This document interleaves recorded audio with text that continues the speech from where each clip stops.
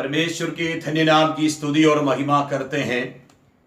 आज का सुंदर समय परमेश्वर हमारा जीवन में दिया। पूरे संसार में जितना विपत्तियां, बीमारियां, अशांति, आंसू और विलाप का परिस्थिति से लोग चल रहा है, गुजर रहा है, हमको थोड़ी सी सांत्वना यदि मिलता है, इस संसार में मनुष्यों से नहीं, केवल प्रभु के ओर से हमको मिलती हैं। दिन रात मनुष्य भय और डर और विलाप के अनुभव से गुजर रहा है। पिछले दिनों में प्रभु मुझे दिया हुआ एक हिम्मत वचन मैं आपका सामने रखना चाहता हूं। भजन संगीता 84 अध्याय का उसका 6वां भजन इस समय पढ़ेंगे। वे रोने की तराई में जाते हुए, वे रोने के तराई से जाते हुए उसको परमेश्वर उसको सोतों का स्थान बनाते हैं। सोतों का स्थान बनाता है। फिर बरसात की अगली वृष्टि, फिर बरसात की अगली वृष्टि आएगा, उसमें आशीष ही आशीष। तब अब बहाया हुआ आंसू का जवाब किस प्रकार मिलेगा? आशीष ही आशीष, आशीष ही आशीष आशीष उपजाती है। उपजाती है। एक अनुग्रहित वचन है। प्यारों, पूरे संसार में घर घर में रोने का तराई बन चुके हैं।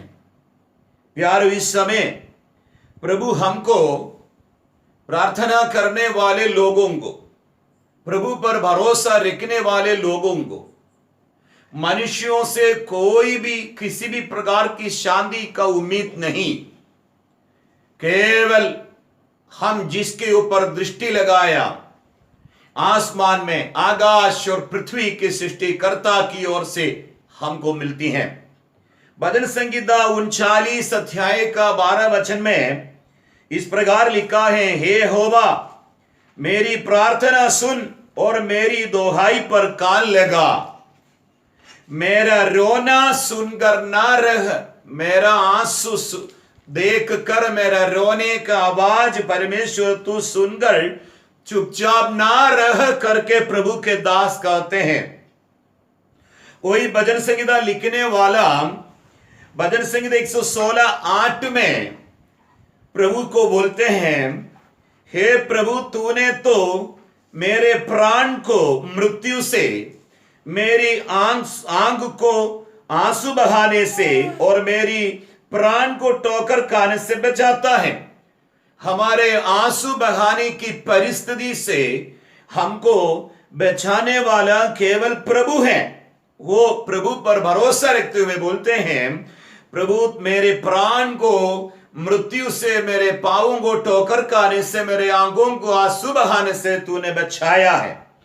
सच है, इस विश्वास कभी हमारे जीवन में कम नहीं होना चाहिए। भजन संगीता 6:6 में लिखा है, संकट के समय दया की प्रार्थना करते हैं प्रभु के दास दाऊद है।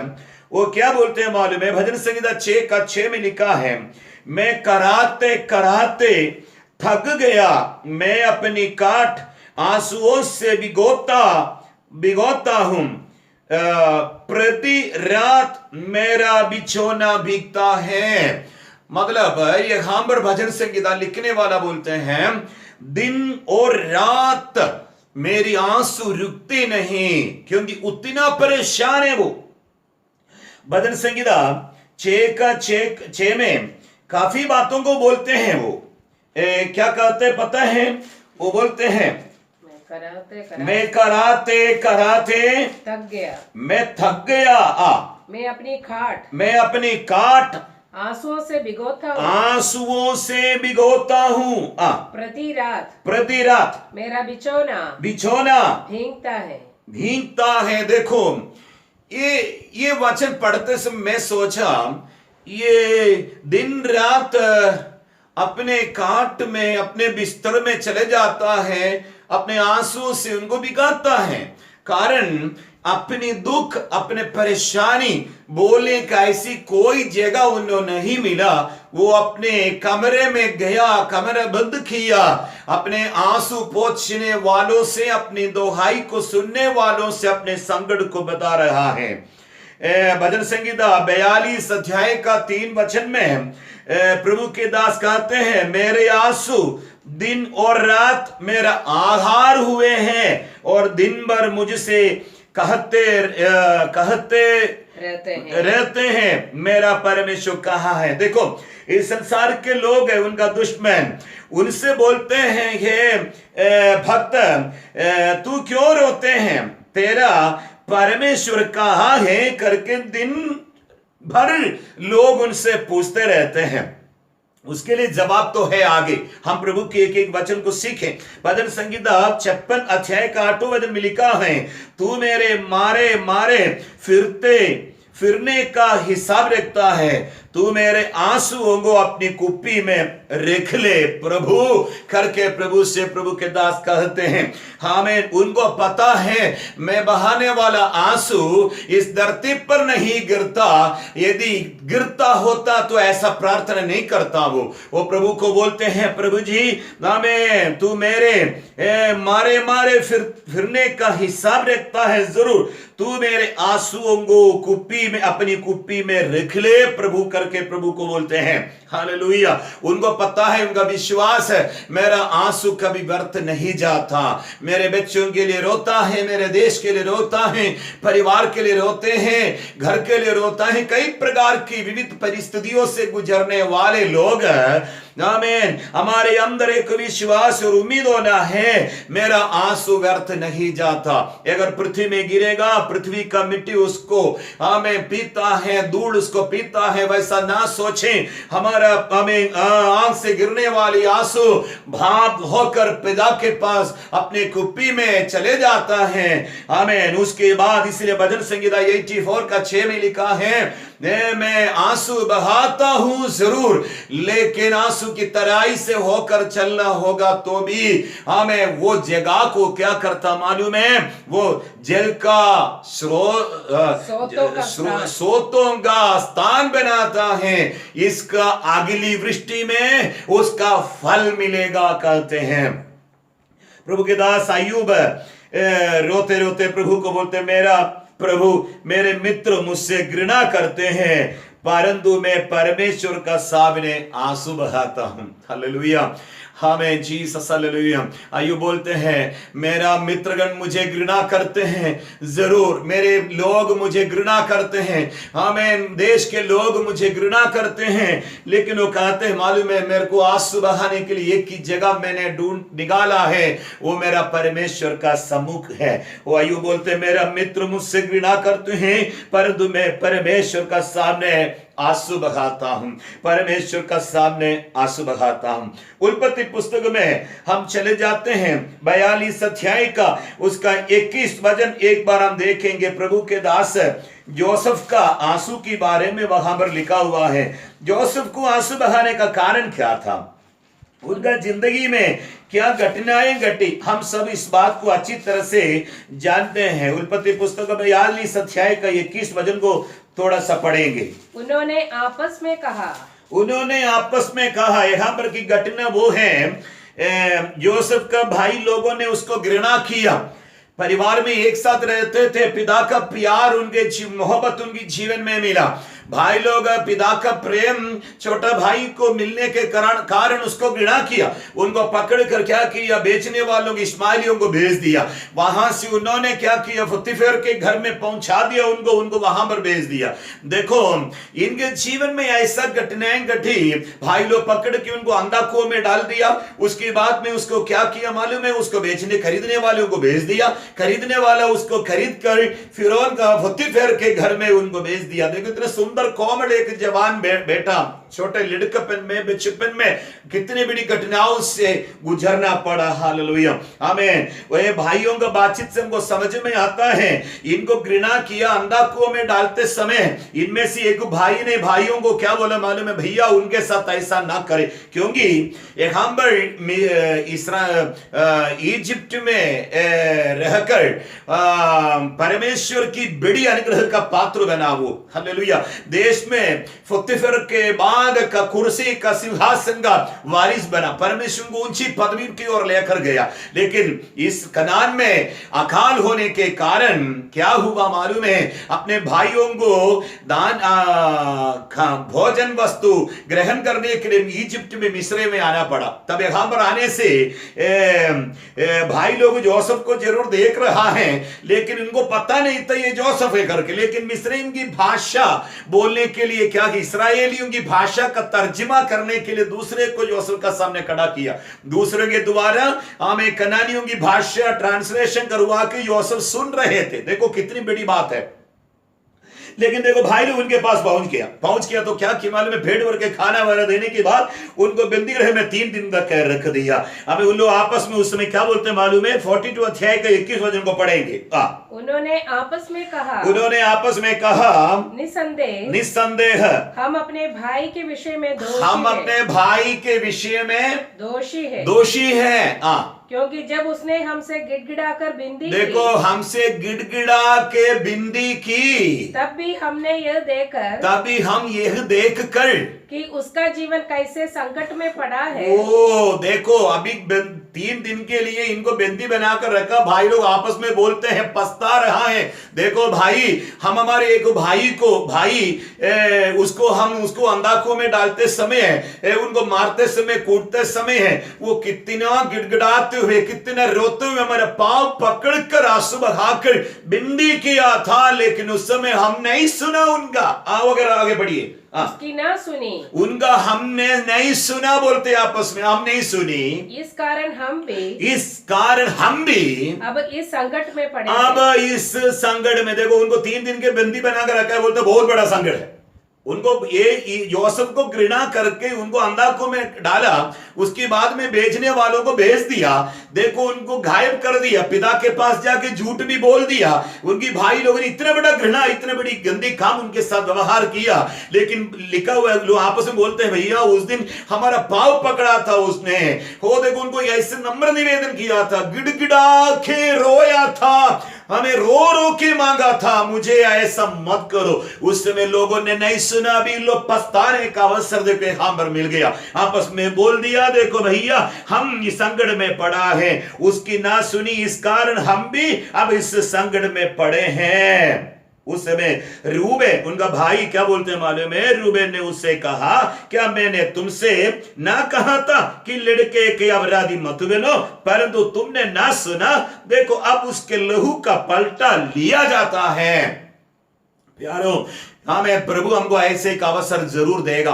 हमको घृणा करता है लोग, हमारा कितना भी प्यारा मित्र हो, हमारे घर के लोग हो, हमारे देश के लोग हो, हम जिन पर ज्यादा भरोसा रखे वही लोग हो, हमारे बच्चे हो, बेटे हो, पति हो, पत्नी हो, जीवन में जितना भी भरोसा रखे उनको प्यार करने वाले मित्रगण हो, एक हमें हमारे साथ में इस प्रकार के व्यवहार करता है। लेकिन ऐसे एक समय परमेश्वर आपको देगा, हमें उनकी सामने परमेश्वर मेज बिछाएगा। दाऊद को पूछो, बताएंगे घृणा करने वालों का, दुश्मनों का सामने परमेश्वर कैसा पालन हमको पालता है। बोलते हैं उनसे पूछेगा तो जरूर कहेगा वो, देखो शत्रुओं का बीच में, दुश्मनों का बीच में, घृणा करने वालों का बीच में वो परमेश्वर हमारे लिए मेज भी जाता है। प्यारो, एक दिन सुंदर मेज परमेश्वर हमारे लिए बिछाएगा। अनुग्रह का, खुशी का, अनुग्रह का, खुशी का और जवाब का सारा उत्तर एक साथ देते हुए हमें सहायता करने वाला एक दिन आएगा। लेकिन देखो भाइयों का स्थिति देखकर थोड़ी देर के बाद में जोसेफ क्या किया पता है? उनका 24 वचन को पढ़िए। तब वो उनके पास से हटकर रोने लगा, फिर उनके पास लौटकर और उनसे बातचीत करके उनमें से शिमोन को चाट निकाला और उनके सामने उससे बंदी बना लिया। देखो, शिमोन को बंदी बना के बाकी लोगों को अपने घर में कुछ रेशन सामान सब भर के वो अपने गांव में भेज दिया। हालेलुया। क्योंकि वहां पर कंडीशन किया था, जब तक छोटा भाई को लेकर नहीं आएंगे तब तक इसको नहीं भेजेंगे। देखो कितनी बड़ी बात। ये लोग क्या किया मालूम है? जो जो चीज ग्रहण किया, भेड़ भर के खिलाया, उसके बाद में भोरा भरकर अपने गांव में अपने घर में भेज दिया। आमीन। उसके बाद में भाई लोग अपने पिता के पास आकर बोला है, इस प्रकार की जितना घटना हुआ सारा घटनाओं को बोलने के बाद पिताजी क्या किया मालूम है? अपना छोटा बेटा बिन्यामीन को उनके साथ भेजता है। हमें बेच कर लोग क्या किया मालूम है? जोसेफ के पास पहुंच गया। 43 अध्याय में हम जाएंगे। 43 अध्याय का 27 वचन को जल्दी पढ़ेंगे। उसने उत्पत्ति पुस्तक 43 अध्याय उनका 27 वचन। उसने उनका कुशल पूछा है और कहा, क्या तुम्हारा वो बूढ़ा पिता क्या तुम्हारा वो बूढ़ा पिता जिसकी तुमने चर्चा की थी, जिसने तुम्हें मेरे साथ चर्चा किया था ना अगले बार आकर, कुशल से है? वे कुशल से हैं करके सवाल पूछते, क्या वो कुशल से हैं? क्या वो अब तक जीवित है? वो अब तक जीवित है क्या करके पूछते हैं। उन्होंने कहा, तुम लोग तो मारा तो नहीं उसको, मेरे साथ जो दुर्व्यवहार किया तो वैसे उनके साथ तो नहीं किया। उसका मीनिंग वही है सवाल। लेकिन आगे बढ़े। उन्होंने कहा हाँ, तेरा दास हमारा पिता कुशल से है और अब तक जीवित है वो। तब उन्होंने सिर झुकाकर फिर दंडवत किया। तब उसने आंखें उठाकर और अपने सगे भाई बिन्यामीन को देखा, जो सबसे छोटा भाई है वो उसको देखकर पूछा, क्या तुम्हारा वो छोटा भाई जिसकी चर्चा तुमने मेरे साथ किया था, उससे की थी, यही है क्या तुमने जो मेरे साथ चर्चा किया थी कि छोटा बेटा भी है करके, भाई भी है करके बताया, वही है।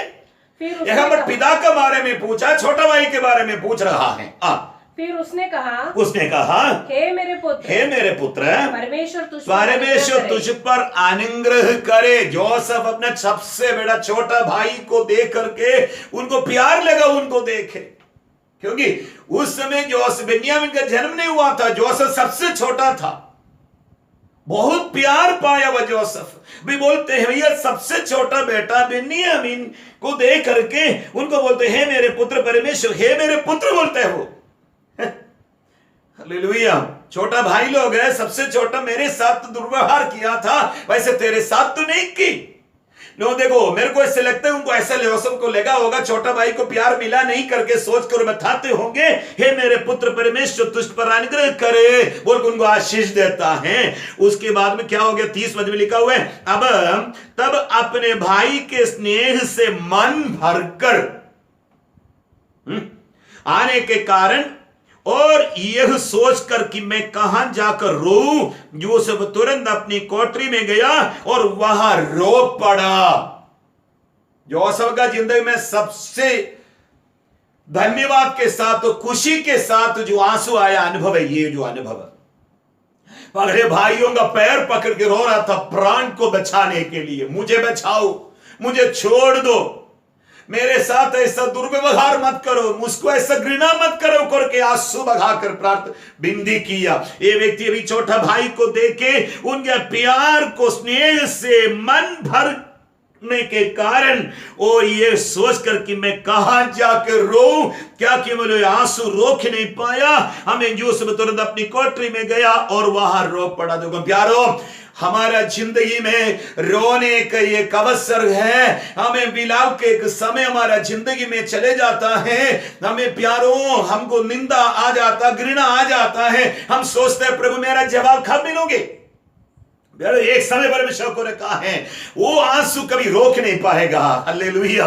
हमें दूसरों के सामने आंसू आया, लेकिन वो क्या किया पता, कोठरी में जाके धन्यवाद से, खुशी से, जो प्यार के कारण रो के प्रभु को धन्यवाद करने के बाद में वापस अपने भाइयों के पास आया।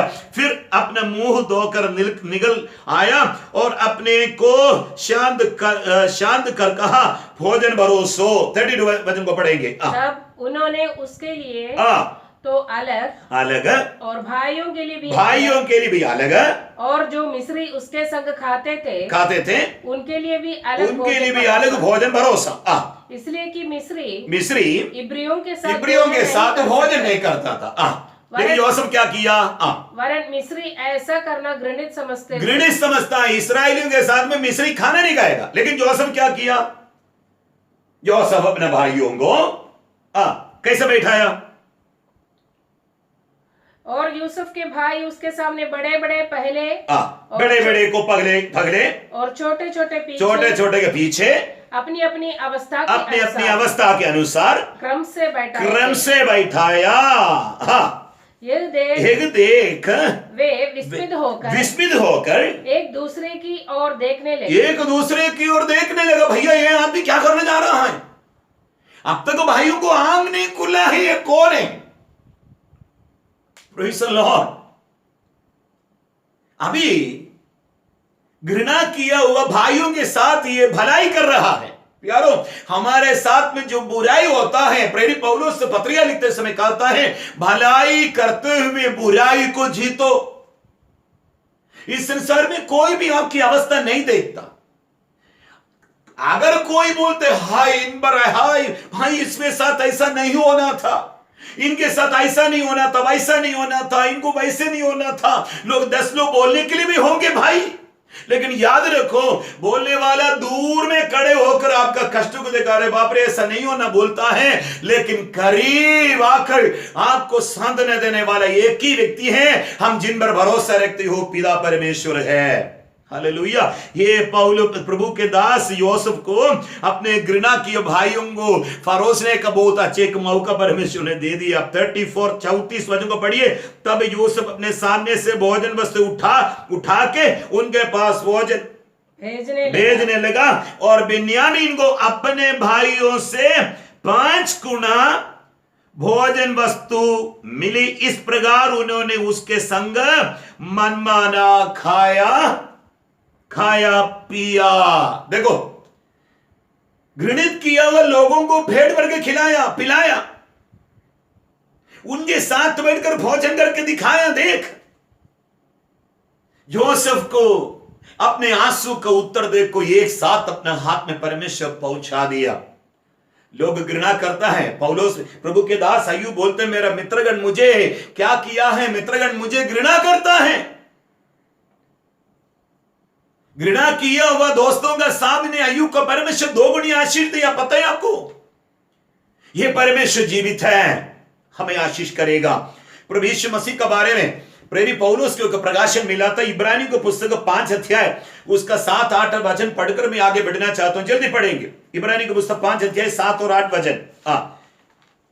एक हम यीशु का आंसू का बारे में प्रेरित पौलुस बोलते, यीशु मसीह का आंसू के बारे में वहां पर प्रेरित पौलुस बोलते हैं। इब्रानियों 5 का 7 और 8।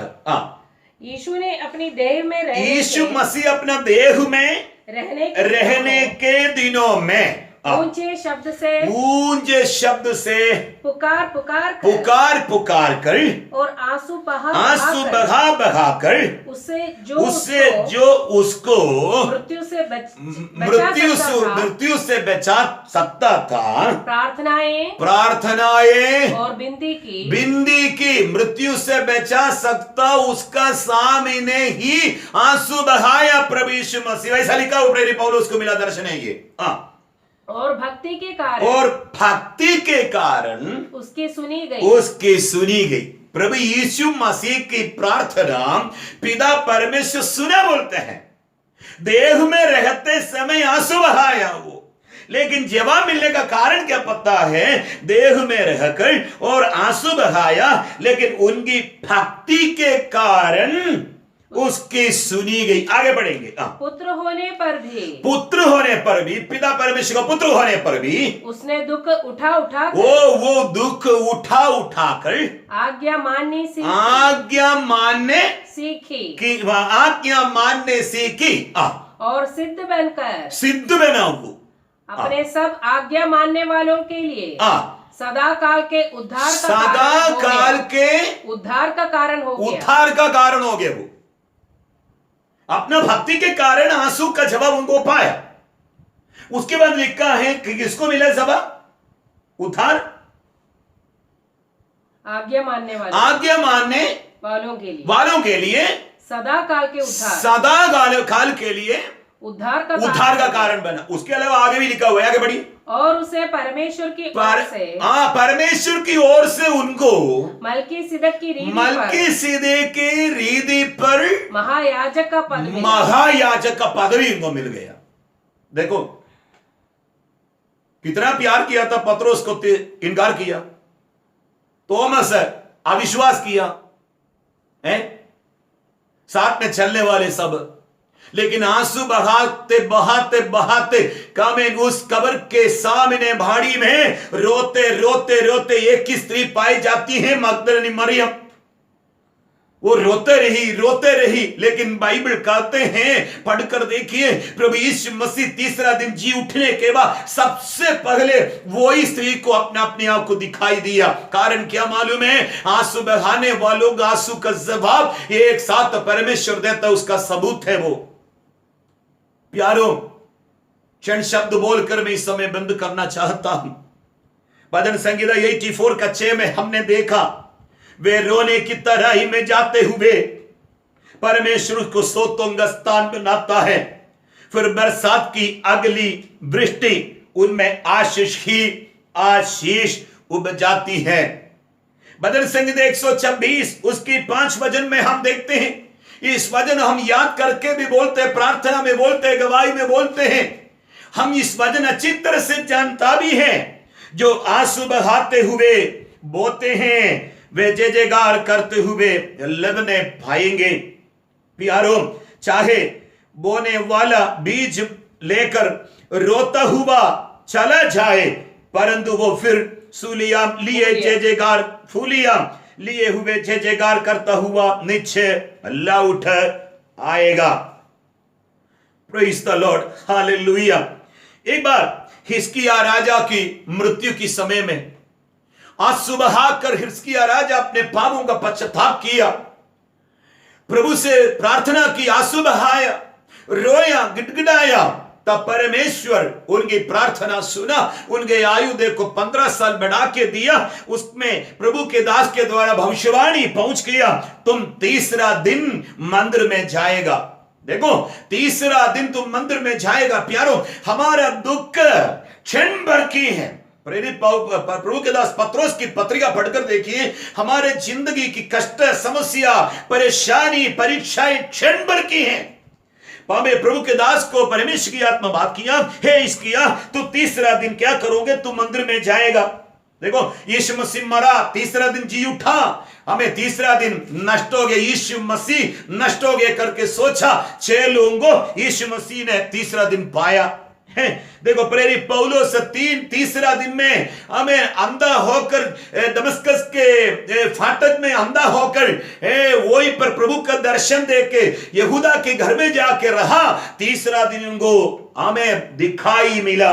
देखो, एक बार यीशु मसीह ने क्या किया मालूम? अपने उपदेश सुनते हुए हमें 3 दिन में उनके साथ बैठे हुए लोगों को पेट भर के भोजन खिलाया। हम देखते हैं यारो, हमारा विषयों का उत्तर मिलने वाला है, हमारा आंसू का जवाब मिलने वाला है। आपका आंसू कुप्पी में परमेश्वर भरा है, चिंता मत कीजिए, हमें हमारे आंसू का उत्तर यदि मिलना है भक्ति के साथ, हम पवित्रताई के साथ प्रभु के लिए जिए, आपका भक्ति के कारण आपका आंसू का जवाब परमेश्वर देगा। जो आंसू बहाते हुए बोते हैं, वो जय जयकार करते हुए एक दिन लवने पाएगा। प्यारो, हालेलुया। अगले वृष्टि में हम उस अनुग्रह की उपज जीवन में पा पाएंगे। इस वचन के द्वारा परमेश्वर आप सभी को आशीष देवे।